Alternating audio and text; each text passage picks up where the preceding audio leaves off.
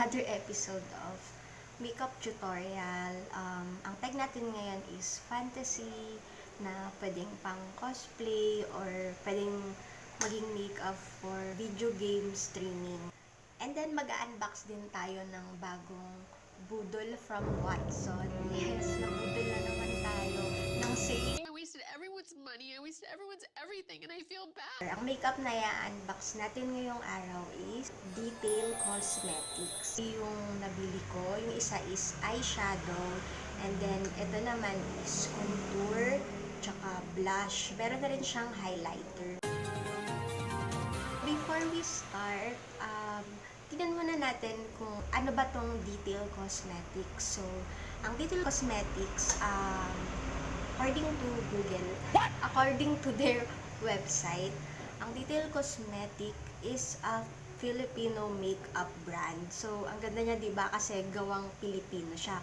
Katulad ng Everbilena, ng Careline, at marami pa. This is a Filipino makeup brand that aims and provide high-performing and cruelty-free beauty products.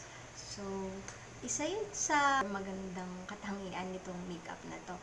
Kasi, you know, we love animals and especially yung mga bunny. Sale siya. Itong eyeshadow, ang kanyang original price is 745 pesos, which is pricey for me. Pero ngayon, mabibili mo na lang siya ng 372.50 kasi naka 50% off sila ngayon sa Watsons. Tapos, ito namang contour, dati siyang 499 pesos. Ngayon, nag-down sila to 249.50. Let's proceed to unboxing.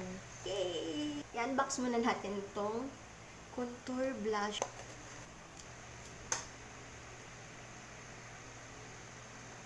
So, ito yung kanyang loob ko. May kita nyo sa likod yung bunny sign. Meaning, cruelty free. Ano ba ibig sabihin ng cruelty free? Ang ibig sabihin ng cruelty free, hindi sila nag-test sa mga animals. Hindi sila naka-harm ng mga rabbits. Nood na lang kayo ng ibang documentaries. I'm sure marami naman yan sa YouTube or Netflix para maintindihan nyo ng buo kung anong ibig sabihin ng cruelty-free makeup. So, balik tayo dito sa Detail Contour Blush Palette. So, open natin. Yan, English ko na yun. Tingnan nyo ng close up. So, yan, ganyan siya. Nawawala kasi sa focus tong camera.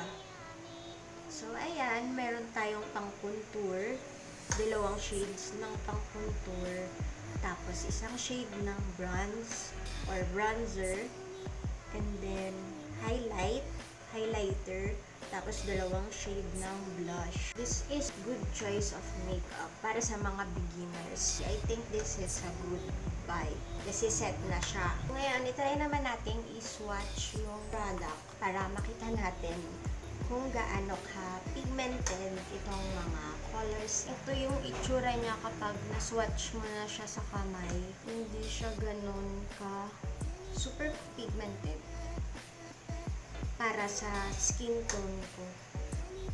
Wala rin naman siyang kakaibang amoy. Hindi rin siya amoy chemical katulad ng mga fake products. Tingnan natin mamaya kung same yung kulay niya kapag na-apply natin siya sa ating mukha. So, let's move to our second product. Itong metallic na eyeshadow palette has 21 colors.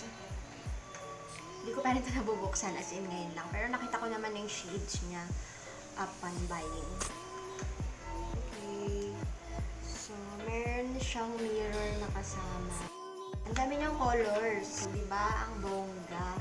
Look at those beautiful and bright colors. Ito yung mga colors na wala pa talaga ako eh. Yellow, fuchsia pink, tapos itong medyo violet, green, tsaka blue. Tapos itong mga green shades na yan, itong mga peach color, wala pa ako yun. At ito rin black, wala pa rin ako talagang ganito ka dark I-try na natin i-swatch. Isa natin dito kay Alter. Next naman ito si Bellatrix. Next itong si Maya. Gold yung kulay niya compare dito kay Alter. Next naman natin is si Pollux. Para siyang highlighter. Pero in person, yellowish siya. Next naman natin is si Delta. Okay, next naman si Capella.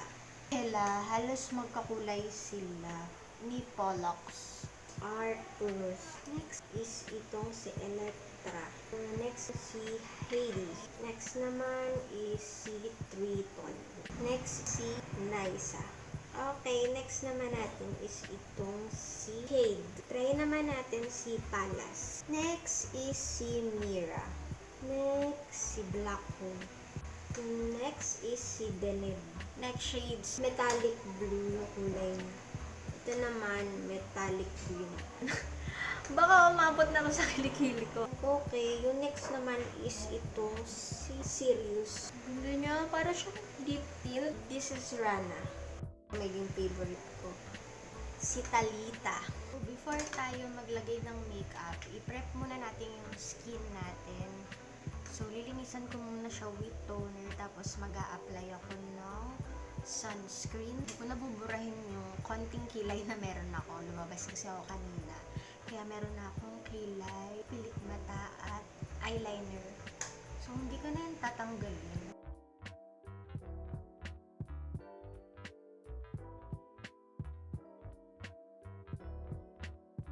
Magbabago tayo ng sequence ng pag-a-apply ng makeup. COVID na ata ako. So, ang sequence dati, di ba, is concealer, tapos foundation. Yun yung usually kong ginagawa. Pero today, gagawin ko muna yung aking eyeshadow, then yung kilay. Tsaka tayo mag-a-apply ng foundation, concealer, tapos itatry yung contour ng detail. A-applyan ko lang ng base itong talukap ko bago tayo maglagay ng eyeshadow. Una, babasain ko muna yung brush. Technique na to is ginagamit para mas maging pigmented or mas lumabas yung kulay ng eyeshadow sa mata natin.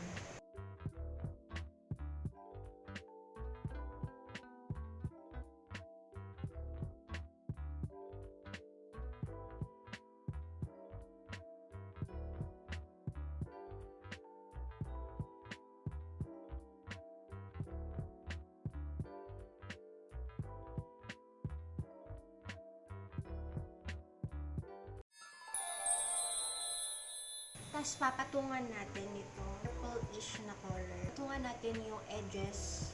Ga-apply tayo nito sa edges ng ating ginawa.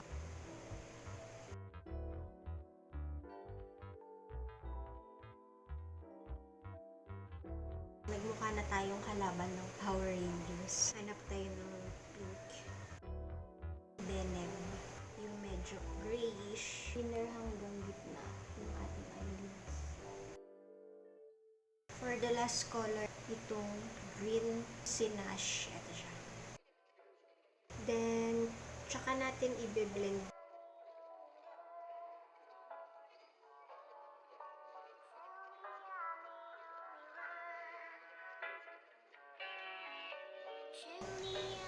Poly lashes.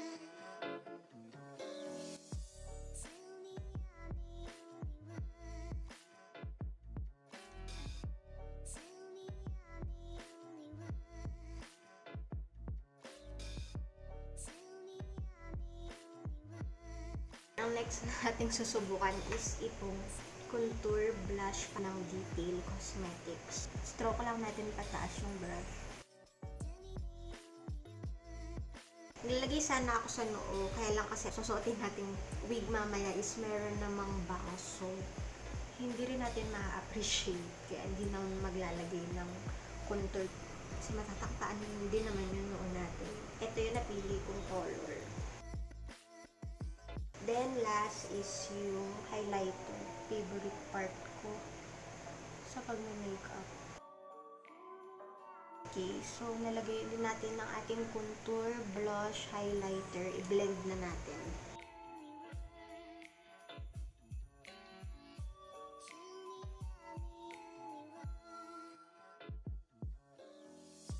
Ayan, tapos na ang ating makeup. Susot na natin yung wig. Yung sadness dun sa Inside Out. Kilala niyo ba yun? Ito siya. Binili ko to sa Shopee. Ayan. Diba? Match siya sa ating suot. Itong wig na to, ginagamit ko to pa nag-i-stream ako.